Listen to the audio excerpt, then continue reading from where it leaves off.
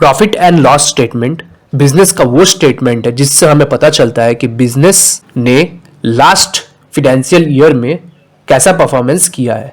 Performance in the sense profit and loss statement हमें बताता है कि बिजनेस का सेल्स कितना हुआ है, स्ट्रीम्स ऑफ रेवेन्यूज क्या क्या है, सीओजीएस क्या है, ऑपरेटिंग एक्सपेंस क्या क्या है और वेदर बिजनेस प्रॉफिट अर्न कर पा रहा है या नहीं। ये सारे चीज हमें समझ में आता है प्रॉफिट एंड लॉस स्टेटमेंट को पढ़ के या समझ के। एंड देन हमारा नेक्स्ट जो पार्ट है वो है एनालिसिस। तो एनालिसिस करने से पहले हम प्रॉफिट एंड लॉस स्टेटमेंट के हर एक आइटम्स को अच्छी तरह से रीड करेंगे और समझ लेंगे। तो वीडियो बहुत ज्यादा आप सभी के लिए इंपॉर्टेंट होने वाला है, वीडियो में बने रहे अंत तक। ये रिक्वेस्ट है कि कोई भी पार्ट को स्किप ना कीजिएगा क्योंकि हर पार्ट एक दूसरे से कनेक्टेड है। टैली प्राइम में आपको प्रॉफिट एंड लॉस स्टेटमेंट दिखता है रिपोर्ट्स सेक्शन में, तो आप डाउन एरो की प्रेस करते हुए या देखिए प्रॉफिट एंड लॉस तक पहुंच सकते हैं, या फिर आप सिंपली जहां पर है वहीं से ही आप कीबोर्ड से प्रेस कर सकते हैं पी और देखिए profit and loss statement open हो चुका है। इसको डिटेल्स में देखने के लिए हमें Alt + F1 की प्रेस करना है और हम हर चीज को डिटेल्स में देख सकते हैं। ये जो प्रॉफिट एंड लॉस स्टेटमेंट के ऊपर में लिखा हुआ है आर्ट ट्रेडर्स, ये आर्ट ट्रेडर्स है कंपनी,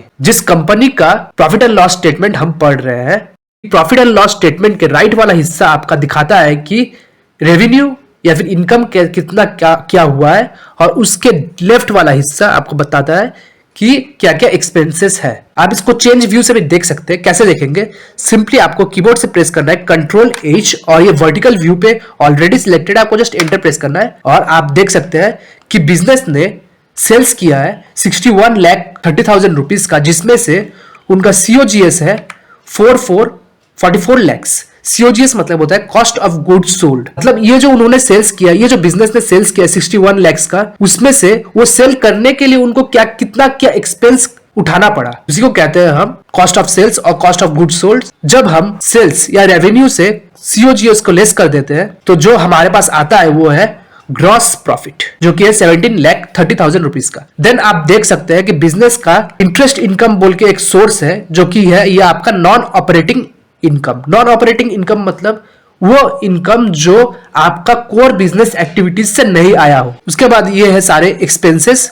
पहला डेप्रिसिएशन, कंपनी ने जितने सारे कंपनी के जो फिक्स्ड एसेट्स पे उन्होंने जो डेप्रिसिएशन चार्ज किया, उनका जो एसेट्स का वैल्यू कमा है, वो एक तरह से कंपनी का एक्सपेंडिचर है। दैट्स वाई ये यहाँ पर इनडायरेक्ट एक्सपेंसेस में आते हैं। देन आया इलेक्ट्रिसिटी एंड इंटरनेट एक्सपेंसेस। ये आपका ऑपरेटिंग एक्सपेंस है, क्योंकि कोई बिजनेस को आप जब रन करेंगे देन आपको ये सारे एक्सपेंस देने पड़ते हैं। आप ऑफिस में काम कर रहे हैं तो लाइट इलेक्ट्रिसिटी उठ रहा है, और आप आजकल तो इंटरनेट के सिवा कुछ हो ही नहीं सकता, इसलिए इंटरनेट एंड इलेक्ट्रिसिटी एक्सपेंस ये आपके ऑपरेटिंग एक्सपेंसेस में आते हैं। नेक्स्ट आपका है जो इंटरेस्ट ऑन लोन। आपने शायद लोन लिया था जिसपे आपको सालाना इंटरेस्ट पे करना पड़ता है, तो वो आपका एक्सपेंस ही है। देन मार्केटिंग एक्सपेंस, कितना भी अच्छा प्रोडक्ट एक कंपनी क्यों ही ना बना ले, जब तक वो उस प्रोडक्ट को मार्केट ना करे, जब तक लोगों तक नहीं पहुंचाए कि उनके पास एक यूनिक प्रोडक्ट है, तो लोग जानने नहीं वाले हैं। तो मार्केटिंग एक्सपेंस बहुत ज्यादा इंपॉर्टेंट है और ये आपका ऑपरेटिंग एक्सपेंस में आता है। देन आपका सैलरी, ऑफ कोर्स अगर आप कंपनी रन कर रहे हैं, आपके अंडर में जो काम कर रहे हैं आपके बिजनेस को ग्रो करने के लिए, उनको आपको सालाना मंथली आपको पैसे देने पड़ते हैं in the form of salary. Tax, उसके बाद आपने जितना प्रॉफिट किया है टोटल सब कुछ लेस करने के बाद जो प्रॉफिट है आपको उस पर टैक्स देना होता है, और जो आपके पास अभी बचा नेट प्रॉफिट, ये है आपका नेट इनकम जो बिजनेस का है। इसको हम प्रॉफिट आफ्टर टैक्स के नाम से भी जानते हैं।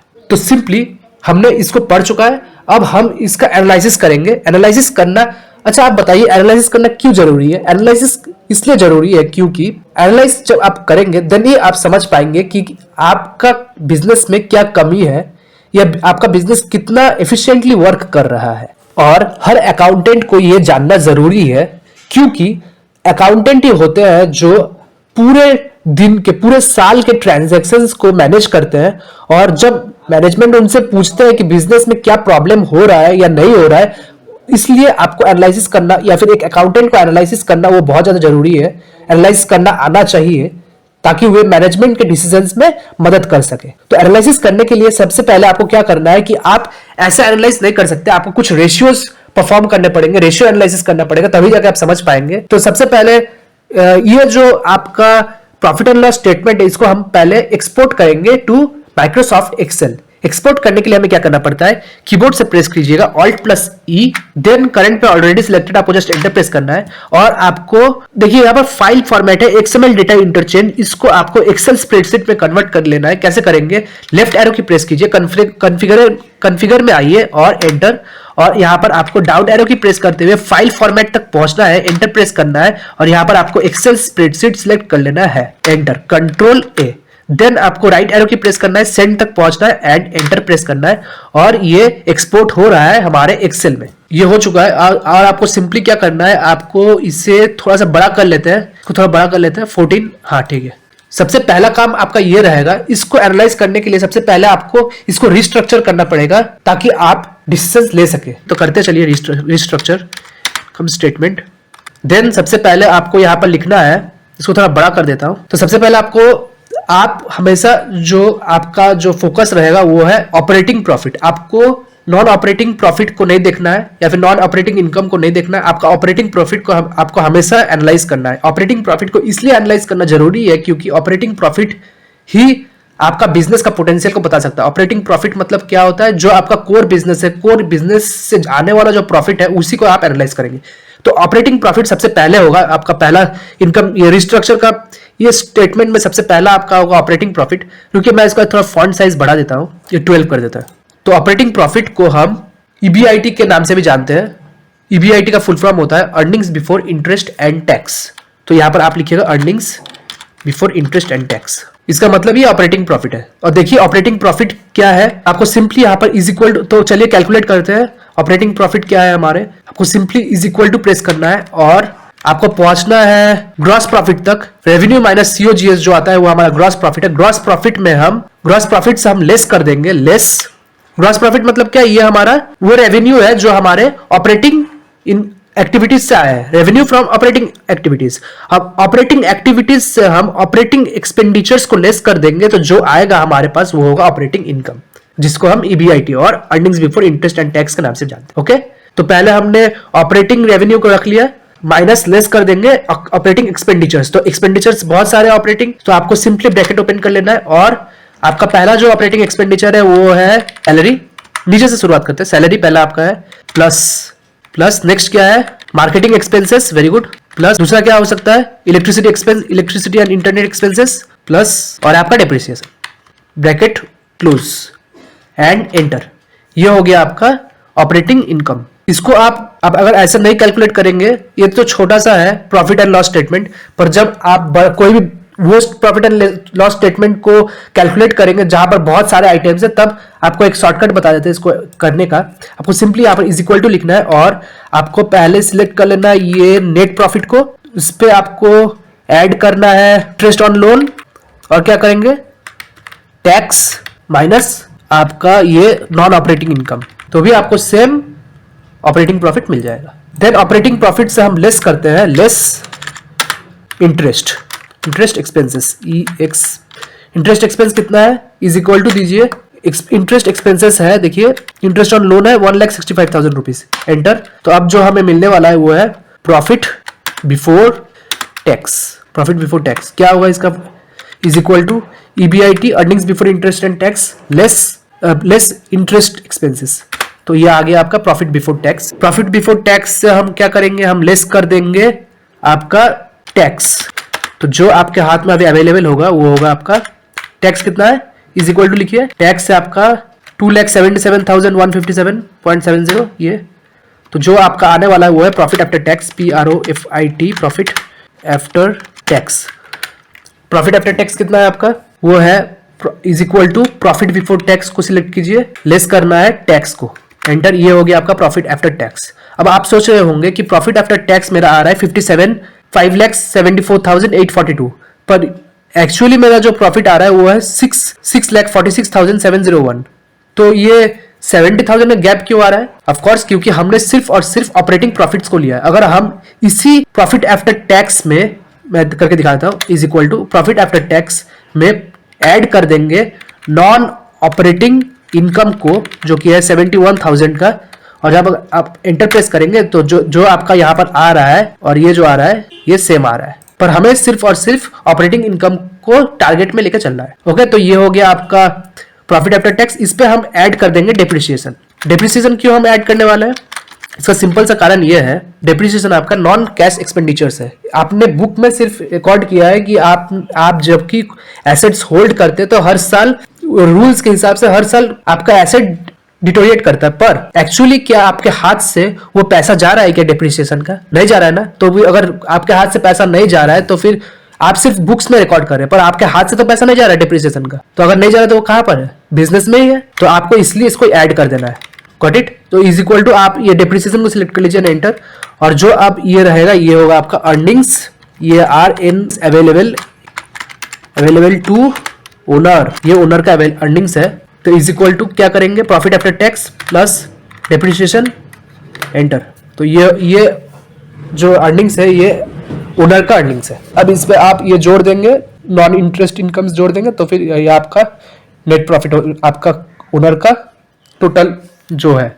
पर नॉन ऑपरेटिंग इनकम को हम इसलिए नहीं लेते हैं क्योंकि जब आप एनालाइज करेंगे देन आपको सिर्फ और सिर्फ बिजनेस को एनालाइज करना है, बिजनेस के ऑपरेटिंग एक्टिविटीज, कोर बिजनेस का एक्टिविटीज को आपको से एनालाइज करना है, नॉन ऑपरेटिंग को आपको नहीं रखना। क्योंकि आप सोच लीजिए ये जो होता है आपका नॉन ऑपरेटिंग इनकम, ये एक आपका साइड इनकम है। सोच लीजिए अगर कल आप अपने बिजनेस को एक्सपेंड करना चाहेंगे देन आपको सब कैपिटल बिजनेस लगाना पड़ेगा, जो कि है ऑपरेटिंग कोर बिजनेस में। तो जब आप कोर बिजनेस में सब पैसा लगाएंगे देन आपके पास कैपिटल बचेगा नहीं कहीं और लगाने के लिए, तब आपका उस वक्त नॉन ऑपरेटिंग इनकम घट जाएगा। इसलिए हमें हमेशा नॉन ऑपरेटिंग इनकम को साइड करके रखना है।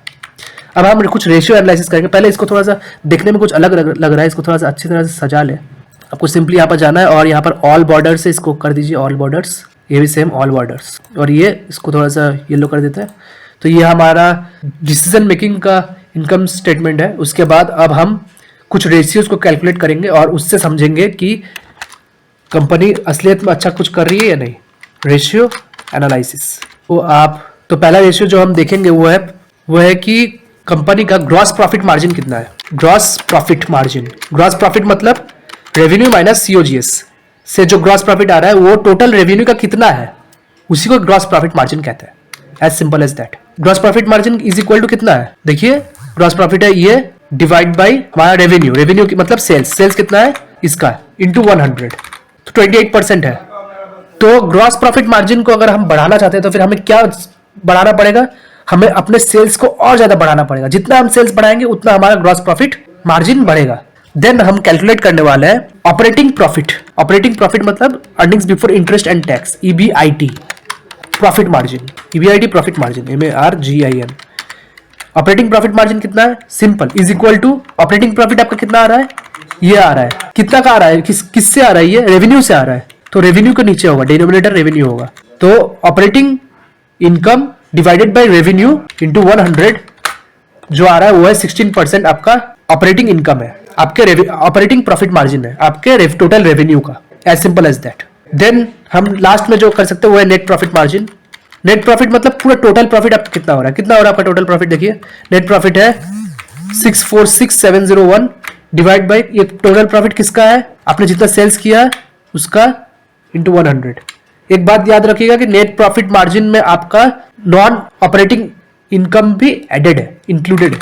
यस, तो टोटल आपका जो नेट प्रॉफिट मार्जिन है वो है 10% का नेट प्रॉफिट मार्जिन आप रख रहे हैं। तो सेम इसको आप कैसे एनालाइज करेंगे, आपको देखना है कि आपके प्रीवियस ईयर से ये जो जितने सारे रेशियोज है ये बढ़ रहा है या घट रहा है। घट रहा है तो प्रॉब्लम है, बढ़ रहा है तो अच्छा है, क्योंकि ये सब प्रॉफिट मार्जिन बढ़ना चाहिए। एक बिजनेस का, हर बिजनेस का प्रॉफिट, हर बिजनेस का मोटो ये है कि प्रॉफिट को जितना से ज्यादा मैक्सिमाइज कर सके।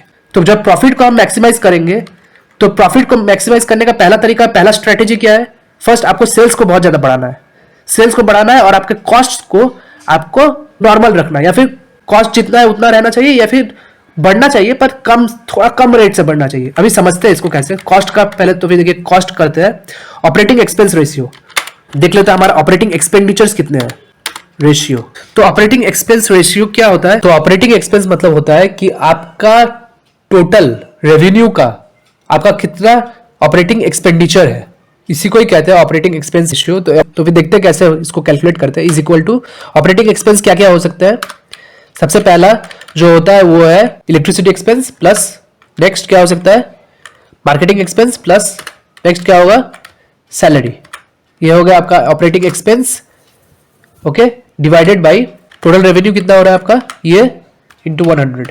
तो ऑपरेटिंग एक्सपेंस आपके रेवेन्यू के 4% है, रेवेन्यू का 4% है, आपके टोटल रेवेन्यू का ऑपरेटिंग एक्सपेंडिचर 4% है। तो जितना कम होगा ऑपरेटिंग एक्सपेंडिचर उतना अच्छा है। या फिर ये क्या हो सकता है कि जब आप सोच लीजिए कि आपका प्रॉफिट मतलब सेल्स बढ़ेगा तो उसके साथ साथ सीओजीएस भी बढ़ेगा, तो सीओजीएस जब बढ़ रहा है तो फिर बाकी भी खर्चे आपके बढ़ेंगे ही।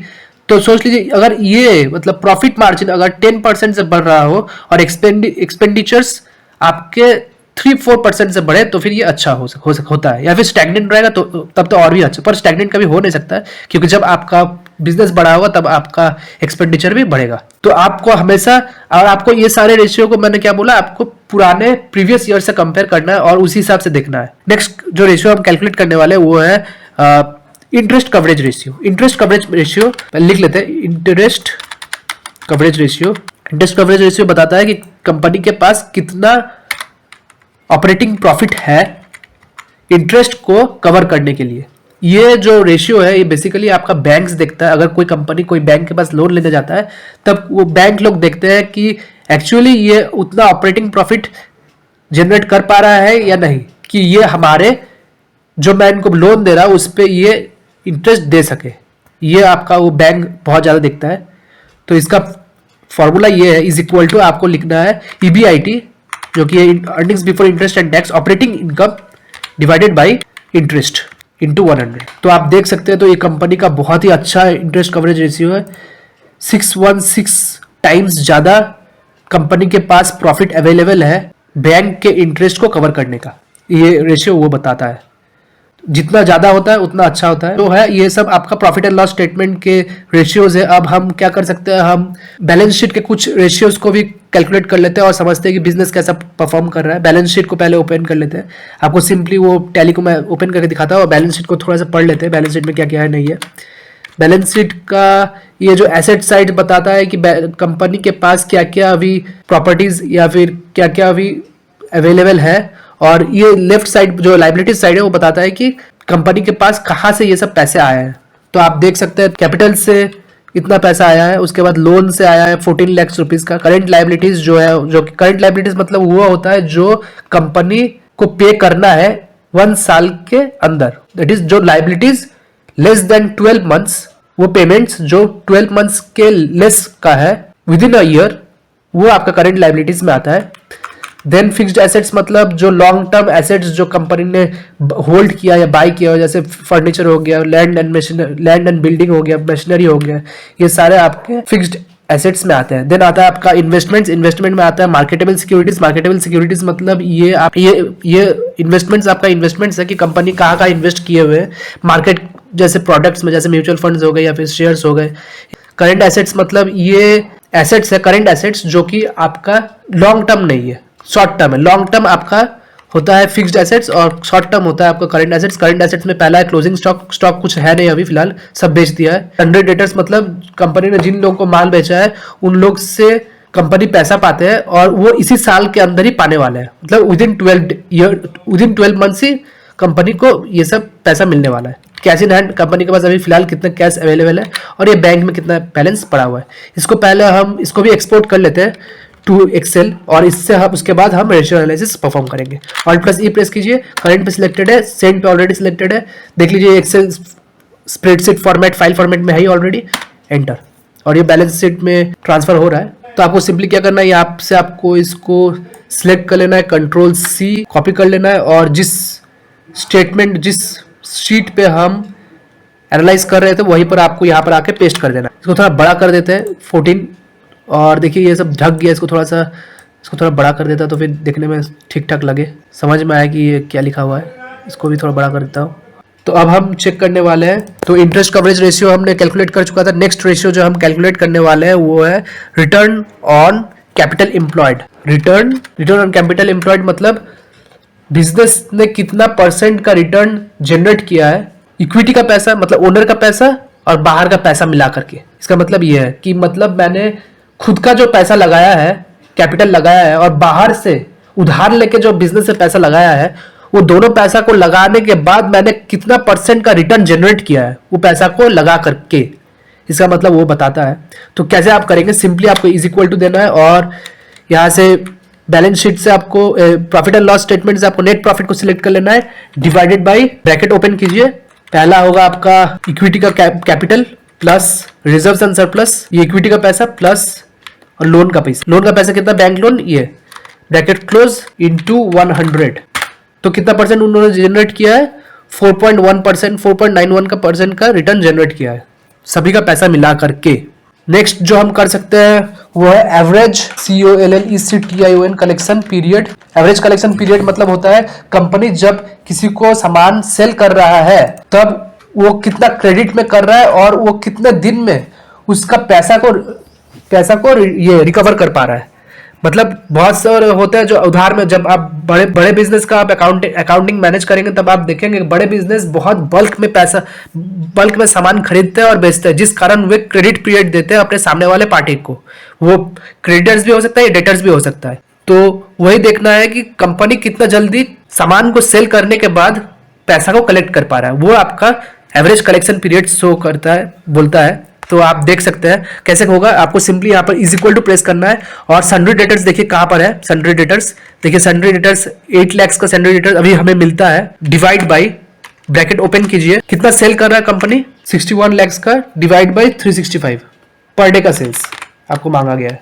तो कंपनी 47 डेज में अपने कस्टमर्स से पैसा रिकवर कर लेते हैं, मतलब 1.5 महीना में वो जो सेल कर रहे हैं 1.5 महीना तक वो पैसा को रिकवर कर ले रहा कंपनी। और दूसरा है आपका एवरेज कलेक्शन पीरियड था, वो एवरेज पेमेंट पीरियड, और अपने सप्लायर्स को कितने दिन में पैसा दे रहा है। पहले बना लेता हूं, उसके बाद बताता हूं इसका इंटरप्रिटेशन क्या हो। इज इक्वल टू ये होगा एवरेज पेबल, मतलब सन्ड्री क्रेडिटर्स।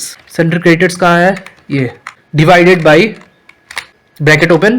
पहला है देखिए कितना का वे परचेस कर रहे हैं हर साल, 44 लाख का, ये है आपका COGS। हर साल इतना का परचेज हो रहा है, जिसमें से तो पर डे का परचेज जानने के लिए हमें क्या करना पड़ेगा, डिवाइड बाय 365 और एंटर। और आप देखेंगे कि 91 डेज में वे पैसा को पे करते हैं अपने सप्लायर्स। तो आपको ये देखना है कि जितना देर से पेमेंट करेंगे उतना अच्छा है, जितना देर से पे करें। मतलब इसका मतलब ये है कि आर ट्रेडर्स जो है वो अपने सप्लायर से जब सामान खरीदते हैं तो सामान खरीदने के बाद 3 महीना लेते हैं उनके पैसा को पे करने के लिए। और जबकि वे जब आर ट्रेडर्स जब अपने डेटर्स को बेचते हैं तो डेटर्स से पैसा कलेक्ट करते हैं 47 डेज में, मतलब 1.5 महीना में पैसा कलेक्ट कर ले रहे हैं और 3 महीना में इनको दे रहे हैं सप्लायर्स को।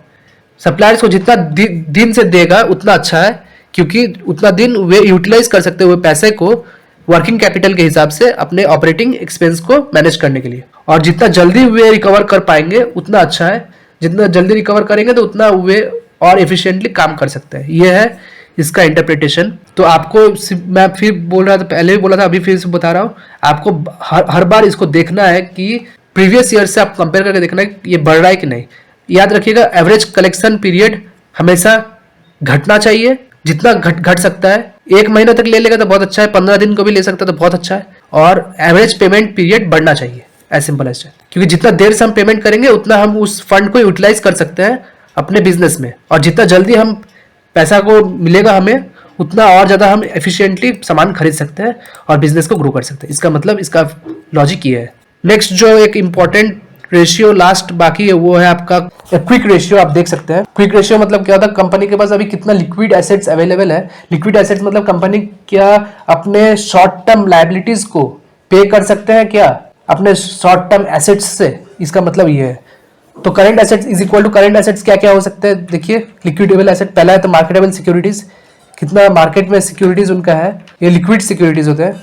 देन सन्ड्री डेटर्स कितना पैसा पाते हैं, प्लस कितना कैश है, प्लस कितना बैंक में अवेलेबल है, डिवाइडेड बाय, इसको पहले हम ब्रैकेट में रख लेते हैं, इसको प्लस करना है इसको फर्स्ट ब्रैकेट, उसके बाद यहाँ पर फिर से इसको भी ब्रैकेट कर दीजिए, और then divide by current liabilities. Current liabilities क्या क्या है, देखिए करंट लायबिलिटीज है आपका ये टोटल इंटू 100। तो आप देखेंगे कि क्विक रेशियो 804 टाइम्स ज़्यादा है करंट लायबिलिटीज से, जितना पे करना है, और करंट एसेट्स बहुत ज़्यादा है, बहुत टाइम्स में है करंट लायबिलिटीज के। करंट लायबिलिटीज बहुत कम है और करंट एसेट्स बहुत ज़्यादा है। और इससे हमें पता चलता है कि कंपनी बहुत ही एफिशिएंटली अपने शॉर्ट टर्म ऑब्लिगेशंस को फुलफिल कर सकता है, इसका मतलब ये बताता है। और नेक्स्ट जो आप कैलकुलेट कर सकते हैं वो है डेब्ट टू इक्विटी रेशियो, कि कितना कंपनी के पास डेब्ट है इक्विटी के मुकाबले। जितना कम होगा डेब्ट जितना कम होगा उतना कंपनी के लिए अच्छा है, कंपनी स्ट्रांग रहेगा, और जितना डेब्ट ज्यादा होगा तो फिर उसमें लायबिलिटीज उतना बढ़ेंगे। तो डेब्ट टू इक्विटी रेशियो कैलकुलेट करने का फॉर्मूला क्या है, is equal to, bracket open कीजिए, पहले बैलेंस शीट में चलिए, बैलेंस शीट में जाने के बाद यहाँ पर कैपिटल जो है plus reserves and surplus, bracket close कर दीजिए, डिवाइडेड बाई सॉरी डेब्ट टू इक्विटी रेशियो। हाँ, तो पहले डेब्ट होगा, इज इक्वल टू डेब्ट क्या है देखिए, डेब्ट है लोन 14 lakhs का, डिवाइडेड बाई इक्विटी कितना है, कैपिटल कितना है ये, plus reserves and surplus, bracket close, enter. ये डेब्ट टू इक्विटी रेशियो है, इंटू 100 करना भूल गए यहाँ पर, इंटू 100। तो 11% का डेब्ट है टोटल इक्विटी का। इसका मतलब ये है कि अगर कंपनी में 100 रुपया का पैसा लगा हुआ है तो 100 रुपया में से 11 रुपया बाहर के इंसान ने लगाया गया है, बाहर के इंसान ने लगाया है, और 89 रुपीज कंपनी के मालिक ने लगाया है। तो डेब्ट टू इक्विटी रेशियो, डेब्ट बहुत कम है इक्विटी के मुकाबले, ये तो फिर कंपनी बहुत स्ट्रांग है, ये हमें ये सजेस्ट करता है। और ऐसे आप कोई भी आप बिजनेस को एनालाइज कर सकते हैं और अपने मैनेजमेंट को डिसीजंस लेने में बहुत अच्छी तरह मदद कर सकते हैं। इसको मैं थोड़ा सा ये कर देता हूँ, वो बॉर्डर्स दे देते तो भी देखने में थोड़ा अच्छा लगेगा। तो आई होप मैंने आपको बहुत थोड़ा कुछ समझा पाया है। अगर आपको वीडियो पसंद आई हो तो आप लाइक करें, ज्यादा से ज्यादा शेयर करें। कोई भी टाइप का डाउट अराइज हो बेझिझक कमेंट सेक्शन में पूछ सकते हैं। मिलते हैं नेक्स्ट वीडियो पे फिर कोई इंटरेस्टिंग टॉपिक के साथ। नमस्कार।